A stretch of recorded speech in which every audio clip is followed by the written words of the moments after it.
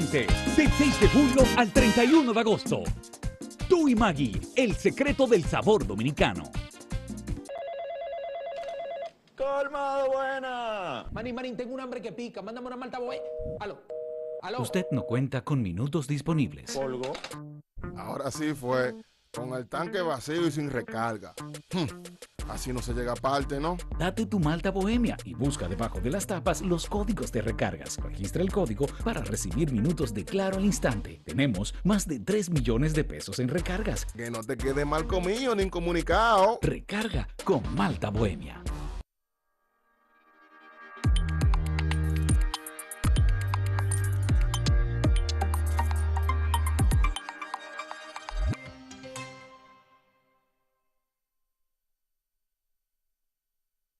Claro, la red donde todo es posible presenta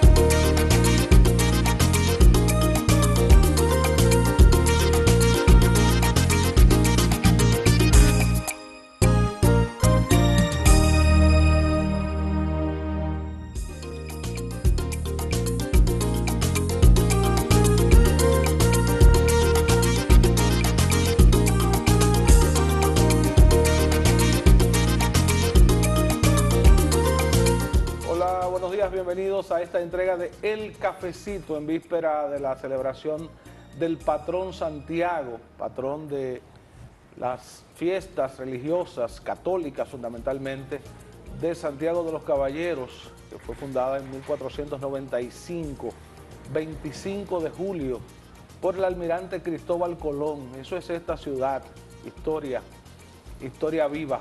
Vamos a comenzar brindando el aroma y el sabor inconfundible del Café Santo Domingo con nuestro primer invitado, el ingeniero Milton Morrison, aspirante presidencial. Muchas gracias. De País Posible.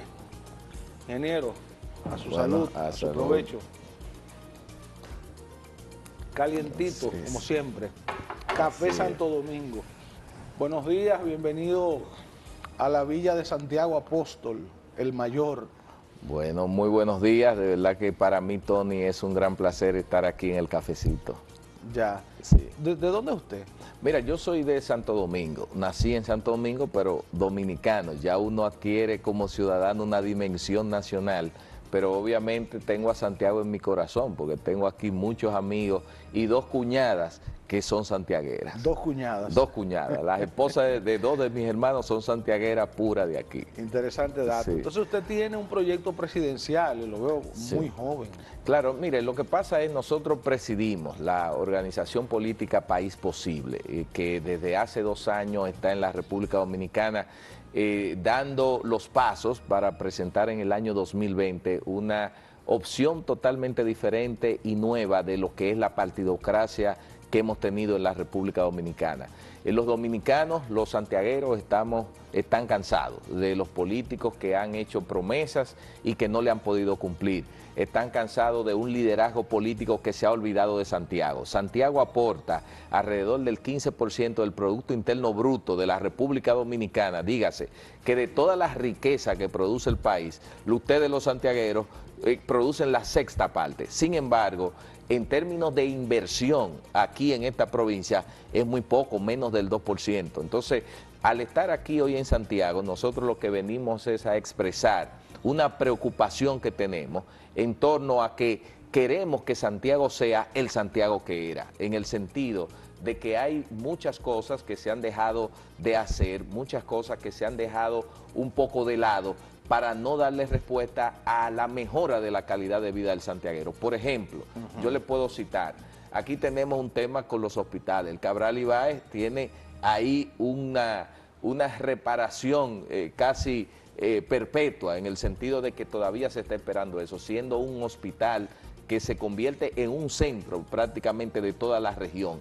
Entonces nosotros entendemos que debe darse respuesta a eso. Nos amanecemos hoy y vemos el tema de la huelga en Baitoa por la solicitud de un acueducto que quieren. Cuando vemos eso y eso lo conjugamos con que, si bien es cierto tenemos un transporte aquí que funciona de manera más o menos ordenada, a mí me da mucho apuro ver que en Santo Domingo tenemos metro, tenemos teleférico, pero en Santiago también quisiéramos que hayan soluciones viales de transporte que sean modernas y como se merecen los santiagueros. Usted ha venido a decir aquí que el gobierno de Danilo Medina y los gobiernos del PLD han centralizado el presupuesto general del Estado en obras para Santo Domingo, para el Distrito Nacional y para otras regiones, y ha dejado de lado a Santiago y el norte. Totalmente. Miren, en País Posible nosotros creemos firmemente en el concepto de la descentralización del presupuesto. Nosotros decimos que las provincias y los ciudadanos de esas provincias tienen que recibir un beneficio del Estado en relación a lo que aportan. Por ejemplo, nosotros, si bien es cierto, los gobiernos del PLD, los últimos casi 20 años que van a cumplir en el año 2020, los resultados están ahí. Yo tengo muchos años viniendo a Santiago desde muy pequeño y vengo muy periódicamente y yo veo el mismo elevado, veo ahí el paso a desnivel, después yo no veo grandes obras aquí. Entonces yo entiendo que para ser una zona tan productiva nos preocupa, por ejemplo, el incremento del tema del desempleo. Aquí ustedes que han sido cuna del desarrollo de muchas áreas, en la banca, en la zona franca, en diversos lugares, nosotros vemos que los gobiernos le han dado la espalda a Santiago.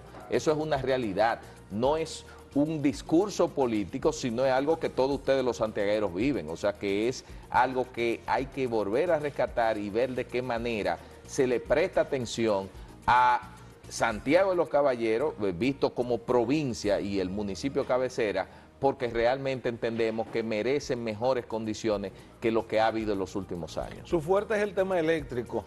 Sí. Hemos tenido a nivel nacional prácticamente 500 años de apagones. Sí. Y cuando las cosas aparentemente se van a aclarar, se van a iluminar, caemos en el berenjenal de vez en vez.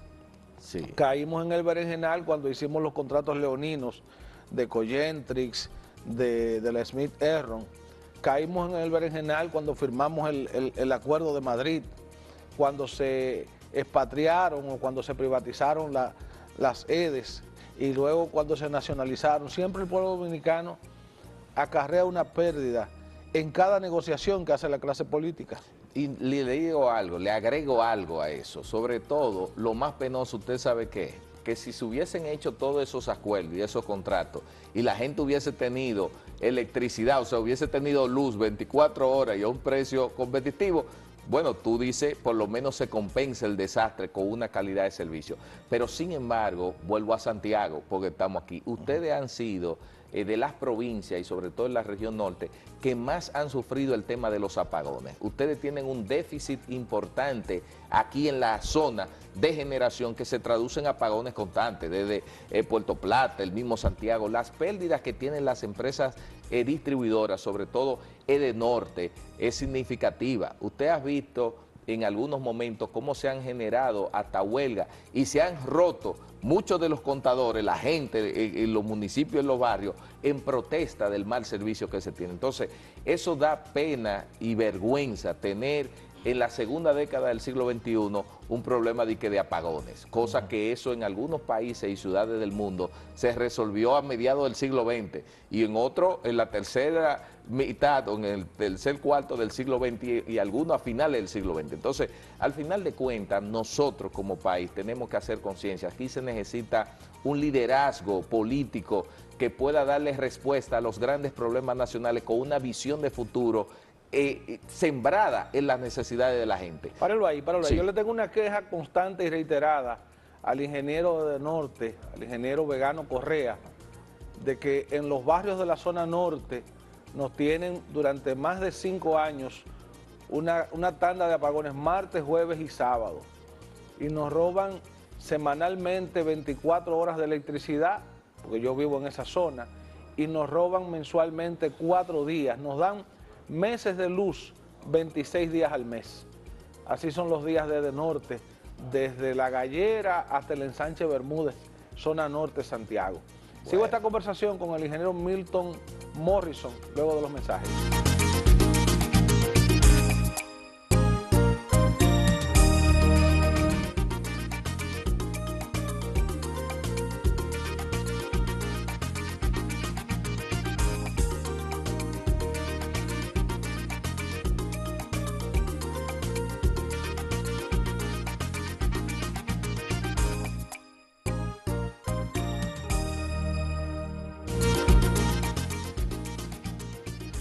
El ingeniero Milton Morrison nos ha traído hoy un discurso muy santiaguero y yo lo quiero mantener en lo nacional y sobre todo en el tema eléctrico, porque hay que hablar de Punta Catalina, ese regalo divino que Dios ha traído a la República Dominicana y que será la panacea del sector eléctrico, la solución a todo, y no quedaremos con deuda ni nada que nos perjudique, ni corrupción ni nada. ¿Qué usted tiene que decir del proyecto Punta Catalina? Bueno, yo con esa forma de la pregunta suya, un poquito irónica, ahí hay muchas respuestas en ese sentido. Un poquito de veneno. Un poquito, le puse un poquito. No, mire, realmente Punta Catalina, vista como una planta de generación que va a inyectar una cantidad X de energía en el sistema, hay que verla desde el punto de vista técnico y desde el punto de vista financiero. Desde el punto de vista técnico hay una realidad. Nosotros necesitamos cada año nueva generación. Se necesita cada vez incrementar porque la demanda, el consumo de la gente aumenta. Entonces, pero una planta a carbón, siglo XXI. Exacto, ahí es que viene el asunto. Entonces, desde el punto de vista de la inyección de la energía es necesaria. Ahora, ¿qué tecnología? Si es una tecnología limpia o no. Mire, hay que decir algo. El tema del carbón es un combustible que obviamente en el mundo se está descontinuando, se está dejando de usar. China, que en un momento fundamentó su gran desarrollo industrial en la planta de carbón, ya está en un proceso de desmonte, y lo mismo Estados Unidos. Ahora, en la República Dominicana el carbón no es nuevo. Nosotros tenemos la planta de Itabo 1 y Itabo 2 que tienen 30 años que funcionan con carbón. Bueno, pero firmamos Sí. el acuerdo de Kioto. Exacto. Tenemos que desmontar todo instrumento contaminante. Claro, hacia allá es que voy. Entonces, obviamente, siendo un país signatario en términos medioambientales, donde apostamos y como una isla que tenemos tantos turistas, tenemos que apostar a soluciones cada vez más limpias. Obviamente, si usted me hubiese preguntado a mí en su momento, yo hubiese preferido una planta eléctrica quizás con el gas natural, que es un gas mucho más limpio, hubiese como Estado hecho mayores esfuerzos para poder conseguir ese gas natural, o hubiese apostado a integrar en el sistema mayor energía renovable, porque nosotros somos una isla que tiene un potencial enorme en energía solar y también energía eólica. Instalar ese proyecto en unos terrenos propios del Estado Dominicano. Totalmente. Y no de una firma privada. Claro, mire, ahí hay muchos elementos de carácter Hay legal. muchas aristas. Exacto, carácter legal en tema de el financiamiento de la planta del proyecto en sí mismo. La falla de origen Odebrecht. En términos legales, Odebrecht, que es un elemento que ya lo Qué estigmatiza. suerte la de esa compañía de ganar Exacto. tantas licitaciones. No, bueno. Sobre todo los contratos más grandes del Estado Dominicano. Y mire, y sobre todo el tema en el caso de Odebrecht y que explota como ese gran, digamos, proceso de corrupción que ha arrastrado tantos países en la región. Tocó el tema ya. Tocó el tema nosotros. La corrupción. La corrupción. Nosotros, por ejemplo, recientemente, hace como 2 semanas, estuvimos en la Procuraduría General de la República, donde emplazamos al Procurador de la República para que se convierta en actor civil, para que esos imputados del caso Odebrecht, cuando sean condenados, también se le quiten los bienes, el dinero, lo que tomaron del erario público que no era de ellos. Porque aquí lo que existe es un relajo en la República Dominicana. Meten preso a una gente 2, 3 meses, 1 año, 2 años, pero salen con los miles de millones que no le pertenecen. Pero no a los corruptos. ¿Pero qué corrupto se ha pasado 1 año preso aquí? Bueno, pero mira... Al margen del grupo de banqueros. Exacto, ahí le iba a decir. Que se pasó un tiempecito ahí, pero quedó con la moña. La corrupción política, la corrupción de los políticos no ha sido perseguida. Aquí no hay ni siquiera un condenado por corrupción política en la República Dominicana. Esas son de las cosas que hay que cambiar. Por eso es que nosotros en País Posible apostamos a un nuevo liderazgo. Nosotros necesitamos oxígeno moral, necesitamos respirar en una República Dominicana donde haya mayor transparencia y donde la gente pueda ver que la impunidad no se convierte en una cultura. ¿Usted chequeó los papeles de Faride? Totalmente, yo le di seguimiento a ese caso. El caso de la presentación de una denuncia con un expediente que fue dado con soporte de la Contraloría General de la República, en el que se establece que hay una oficina que dirigía el brasileiro João Santana, preso y condenado en Brasil por corrupción, y que ocupaba un puesto privilegiado aquí en el gobierno de Danilo Medina, recibiendo un presupuesto de publicidad de más de 1.400 millones de pesos, cuando hay tan buenos publicistas dominicanos y cuando hay tantas necesidades en el país tangibles como para desviar el dinero solo para publicidad. Claro, totalmente. Para asesoría en imagen del gobierno. Esas son de las cosas que no deben permitirse, esas son de las cosas que inmediatamente salen a la luz pública. Tiene que apoderarse el Poder Judicial y hacer las indagaciones del lugar y conseguir las condenas que haya que hacer, en el sentido de que el país no puede darse el lujo. Estamos hablando de 1.400 millones. Luego los funcionarios públicos vinculados al gobierno desmintieron y dijeron eran 400 y pico de millones. Bueno, pero 400 y pico de millones en el caso de que fuese ese número no es un monto despreciable. Hay que evaluar qué pasó ahí, qué servicio prestó ese señor y por qué. Es que hay un soporte oficial. No, claro. Si los papeles lo da la Cámara de Cuentas, si lo da la Contraloría, son papeles oficiales. Totalmente, yo estoy de acuerdo. Lo que presentó Faride es algo irrefutable. Ahora, lo que yo estoy diciendo es que lo que señalan los funcionarios de gobierno dicen que ese no fue el monto, que fue otro. Vamos a suponer que sobre la base yo no me robé todo eso, sino esto. Bueno, entonces, como quiera, es algo no es un que robo, debe ser. Es un privilegio. Bueno. De lo que se está denunciando es un privilegio. Por eso, y un gasto exagerado, desmedido. Totalmente. Entonces, por eso necesitamos corregir eso. Nosotros tenemos que reducir, tenemos que eliminar, tenemos que perseguir la corrupción y el tema de la impunidad. ¿Por qué? Porque yo soy de los que digo, mire, la corrupción es pobreza, corrupción es desempleo.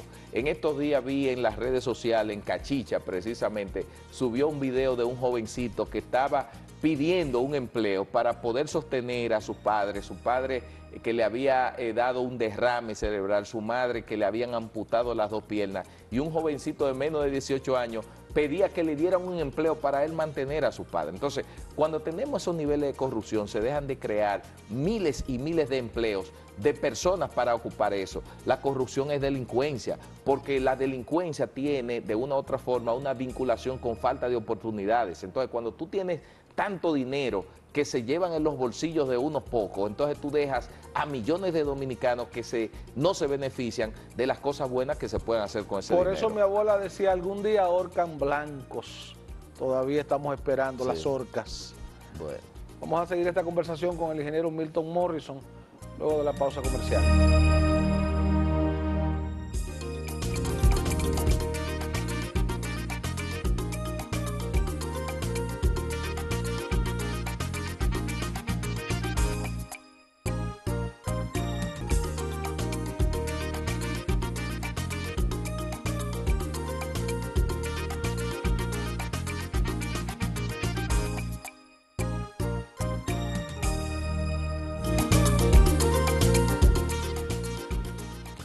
Poeta famoso, apellido Morrison. ¿Usted tiene descendencia por ahí? Sí, Mateo Morrison. Sí. Ese es mi padre. ¿Ese es su padre? Sí, ese es mi papá. Premio Nacional de Literatura 2010. Dios. Poeta. Usted se crió en una casa techada de cultura. Bueno, mire, usted lo dice y es así. O sea, desde pequeño mi padre siempre nos hacía acompañarlo porque él fue durante más de 25 años director de cultura de la Universidad Autónoma de Santo Domingo. Y entonces desde pequeñito desarrollando esa labor en club, en la universidad, o sea, nosotros vivimos esa efervescencia de lo que es el mundo cultural, la poesía, el teatro, la danza, etcétera. Bueno, como usted eligió la política como carrera, hablemos de política. Sí. Y este es un momento difícil, hay como un cerco económico, financiero, una sequía de dinero en el país y el gobierno preocupado por la evasión fiscal y los empresarios preocupados por el tema de que no hay divisas, que el Banco Central no quiere entregar divisas al medio. Entonces, ¿qué hacemos? Sí, mire, usted ha dicho... el Tony, pueblo no quiere pagar claro, más impuestos. Claro. Y mira, y no, yo El diría... país está endeudado hasta la coronilla. Así es. Mira, tú has tocado tres temas ahí fundamentales. El tema del circulante, tocaste el tema que tiene que ver con los impuestos y el tema de una u otra manera que al tú decir que el pueblo no quiere pagar impuestos, yo lo que creo no que... quiere pagar más. Más, exacto. Porque pagando estamos. Yo pago 75 pesos por cada galón de gasolina, por ejemplo. Exactamente. Entonces, que hay una realidad. Mira, el tema de esa voracidad fiscal, que de una u otra manera, a través de esa carga impositiva que tienen los pequeños, medianos empresarios, los ciudadanos en sentido general, está haciendo que muchos negocios cierren y sobre todo está desesperado el pequeño comerciante. Esa salonera, por ejemplo, que tiene un pequeño salón, que no tiene electricidad, volvemos al tema de los apagones, no la deja funcionar, pero que tiene de una u otra manera un servicio, el ferretero, el colmadero, el que tiene la pequeña empresa de construcción, no puede con la carga impositiva. Nosotros hemos dicho de manera muy clara que de una forma de poder recaudar más es bajando el tema de los impuestos. Ya nosotros tenemos, por ejemplo, experiencia, en los mismos Estados Unidos, bajaron el tema de las tasas impositivas, pero en el caso nuestro podemos ampliar la base, eso siempre se ha hablado, ampliar las bases, bajar el monto y ampliar la base. Y ampliar la base, porque eso va a generar que ese sector informal que se ha ido desarrollando en el país al margen de todos esos elementos de prestaciones y cargas fiscales, entre al sector formal. Entonces, el gobierno debe dejarle un espacio de respiro a la gente con ese tema de los impuestos. Mire cómo está el tema de los combustibles. ¿Usted cree que es fácil esa carga de cargar con el precio de esos combustibles? La gente está hasta el cogote, o sea, está cansada, está de una u otra forma buscando cómo poder vivir o sobrevivir en una sociedad en la que el circulante, el tema de la tasa cambiaria. En estos días yo tengo un amigo empresario que estaba tratando de buscar una cantidad de dólares para pagar una mercancía que había comprado y no hay en el mercado. Entonces nosotros de una manera clara tenemos que hacer algo en este país. La espiral de endeudamiento. Fíjese que con los bonos que salieron, que se emitieron recientemente de 1.300 millones, ya en lo que va del año, la deuda ha aumentado en 3.000 millones de dólares. Pero si usted observa el nivel de deuda ahora comparado con lo que era antes de este gobierno tener, antes de llegar hace 6 años, estamos hablando que la tercera parte de la deuda que tiene la República Dominicana se ha contraído en los últimos 6 años. Entonces, ahí hay una preocupación porque el presupuesto nacional está cargado con una carga muy importante de pago por intereses. Entonces, nosotros, ya el tema de la deuda sobrepasa el 50% de lo que es la carga en términos presupuestarios y eso es algo que es insostenible para un país como la República Dominicana. Ahora, ¿cómo se genera recursos en el gobierno si no es a fuerza de cobro fiscal, de cobro de impuestos? Bueno, mire, lo que pasa es, y claro, todo gobierno tiene que cobrar impuestos. Lo que pasa es que si usted cobra impuestos y usted no me da los servicios básicos por los cuales el Estado y los gobiernos funcionan, entonces yo cualquier cosa que tú me cobres lo voy a ver caro. Porque si usted se va, por ejemplo, a la experiencia de los países escandinavos, mire, los niveles de la tasa impositiva sobrepasan los 40%. O sea, la gente paga impuestos altísimos. Ahora, yo le voy a decir algo. Cuando yo hace algunos meses estuve en Noruega, oiga, en Oslo, usted sabe que me dijeron en el Ministerio de Educación, me dijeron, mira, la educación aquí pública es tan buena que usted ve, me decía la asistente de la ministra, usted ve la hija de ese barrendero que usted ve ahí, va a la misma escuela donde van los ministros y los reyes y los príncipes. Es decir, que la gente paga impuestos pero recibe un beneficio. Aquí el problema es totalmente lo contrario. El asunto es que no se traduce en desarrollo humano. Exactamente. O sea, ¿para qué yo quiero una carretera, un edificio, si no tengo salud, si no tengo educación? Hábleme de la política educativa a propósito del 4%. Sí, mire, y oiga algo, usted tocó algo sumamente importante, desarrollo humano. Me gustó y debo reconocerle a usted la sapiencia, la inteligencia, porque usted es un entrevistador, pero es un intelectual, un académico, porque fíjese cómo usted trae el tema del desarrollo económico versus el desarrollo humano, lo que se desarrolla es la gente.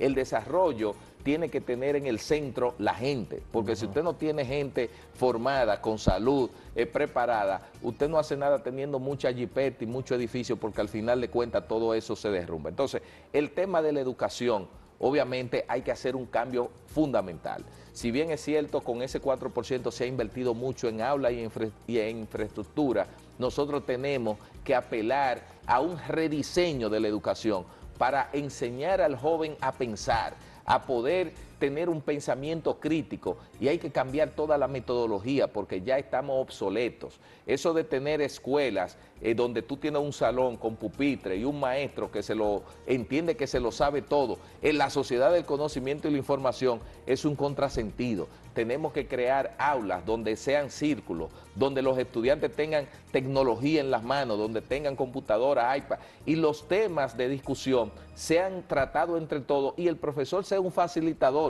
para llegar a conclusiones de la inteligencia colectiva de todos los que se encuentran en esa aula. Usted habló hace un ratito del barrendero, a propósito de su viaje a Noruega.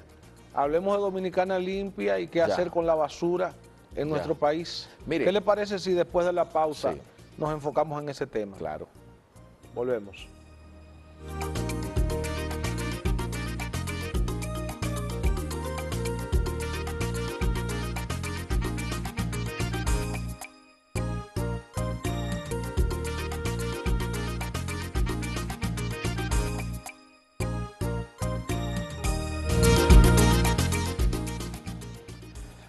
Hay un tema que dejamos en el tapete en el segmento anterior y es el tema de la basura. O sea, hablamos de desarrollo, hablamos de sociedad de consumo, pero hay un producto final que es lo que queda, la basura, que es el gran dolor de cabeza de la mayoría de los municipios de este país. Así es. Mira, ya que tú tocas el tema, hay una preocupación en torno a lo ocurrido recientemente, por ejemplo, allí en Santo Domingo, el Malecón.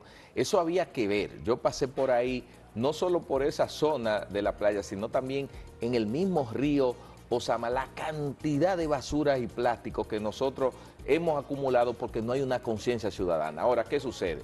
En el caso muy propio de aquí de Santiago y también allí en Santo Domingo y en Puerto Plata, que tenemos vertederos a cielo abierto que generan una contaminación terrible, que ahuyentan el turismo, nosotros queremos plantearle... Y que enferman a la población. Exactamente, y enferman. Hay un tema de salubridad, o sea, que enferman a la población.